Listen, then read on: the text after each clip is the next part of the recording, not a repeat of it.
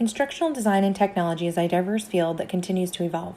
This video will review how to define the different components of instructional design and technology, what people with a master's degree in this field can be found doing, and what are the current trends and issues in instructional design and technology.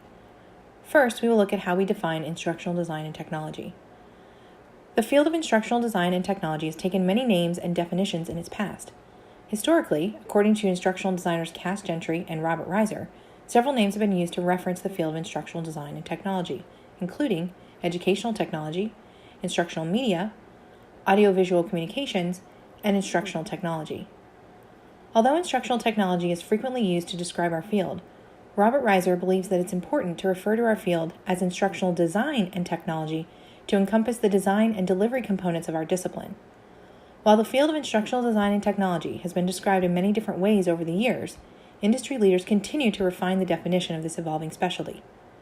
Cass Gentry references a systemic and systematic application of educational and instructional technology to educational problems, and Robert Reiser believes instructional design and technology involves two main practices.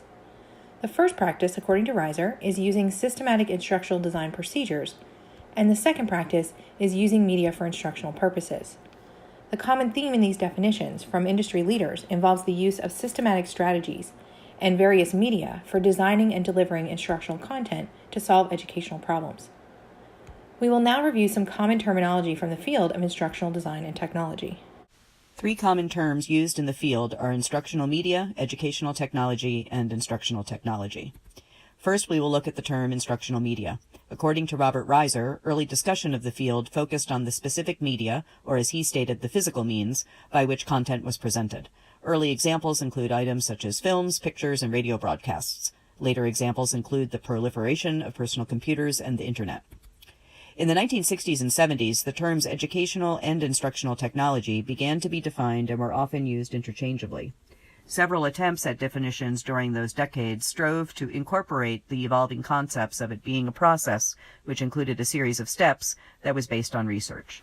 There was also a shift of focus to analyzing the learning rather than just looking at the instruction. This landmark definition of instructional technology from Barbara Seals and Rita Ritchie in 1994 clearly lists 5 domains of instructional technology. The next and most recent definition of educational technology by the AECT is intentionally quite broad and notably changed the title of the field back to educational technology.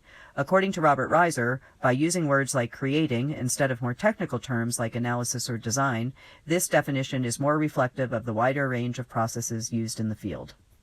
Defining educational and instructional technology and instructional design and technology is still evolving because this field is dynamic and continues to progress.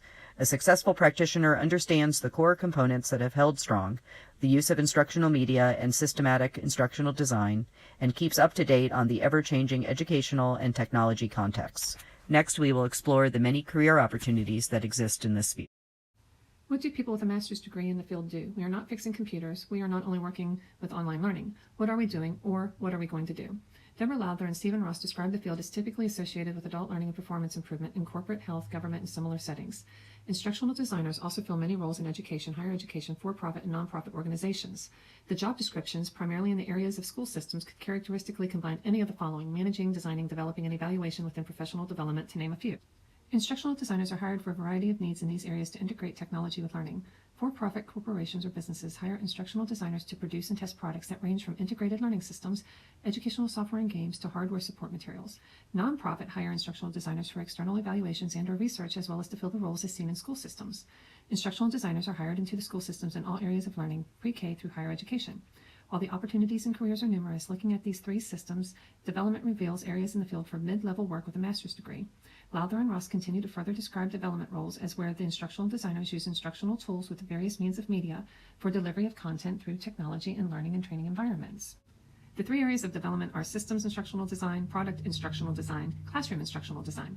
Job opportunities in the school system may include K-12 regional school support, internal instruction development, or administration, while in higher education, instructional designers may perform as college school program support, academic research, instruction in the field, management of the learning systems, or professional development. Instructional designers are hired in the corporate world as well as governments to create learning and training lessons in the environments of healthcare, human resources, corporate sales, and military.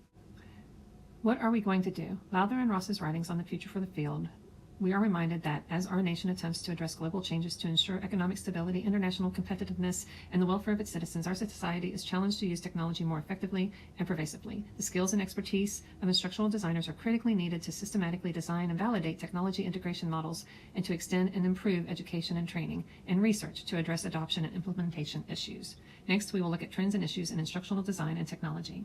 What are the trends and issues in instructional design and technology? According to the 2018 Horizon Report, 3 important trends and issues in instructional design and technology that must be considered by educational professionals are expanding equity and access, fostering authentic learning, and spreading digital fluency. These are issues that have an impact on institutions, educators, and instructional designers in today's world. According to the Horizon Report, learners expect immediate and constant access to materials, which can be a challenge for instructional designers. Colleges and universities have worked to update their methods and platforms to allow students this access. An additional challenge, however, is digital equity, as the material must be equally available to everyone. The report includes considerations such as universal design for learning and adaptive learning engagements as ways to achieve this goal. The Horizon Report also stresses the importance of creating real-world, hands-on experiences for learners. In these experiences, learners learn by experiencing, doing, and creating, demonstrating newly acquired skills in more concrete and creative ways. It is critical that technology and digital tools are integrated into learning experiences in a meaningful way. Otherwise, they will lack effectiveness and engagement. According to the 2018 Horizon Report, faculty, staff, and students must make necessary connections between the tools and intended outcomes to leverage technology in ways that allow them to adapt from one context to another.